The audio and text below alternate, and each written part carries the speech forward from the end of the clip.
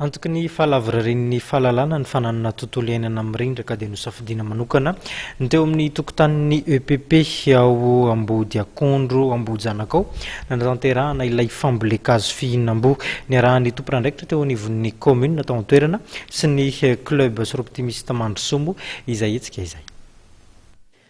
Azo fihinam-bo anjato no natsatoky ny kaominina niaraka tamin'ny Club Soroptimist Mandrosoa teo amin'ny tokontanin'ny sekolin'ny ambaratonga voalohany Ambodiakondro Ambohijanaka ny maraina teo. Tafiditra amin'ny tanjona kaominina ny hanomezana tontolo fampianarana mendrika ho an'ireo mpianatra mba ahazoan'izy ireo vokatra tsara ny nahatonga izao etsika izao. Fa antonany maro tokoa ny fiara-miasa tamin'ny Soroptimist international.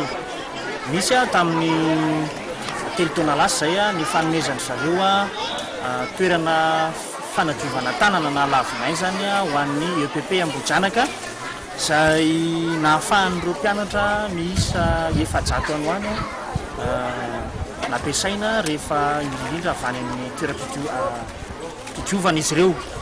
Manarak'izay dia ity androany ity dia miezaka mitodika amin'ny lafiny tontolo iainana ny Soroptimista ka tao anatin'izay indrindra no ametrahana n'izao tetikasa ny anaovana fambolena voankazo fihinam-bo atao anatin'ny faritra ny sekoly izao sady ho fampianarana ihany koa ny ankizy amin'ny lafiny fambolena ireny voankazo ireny.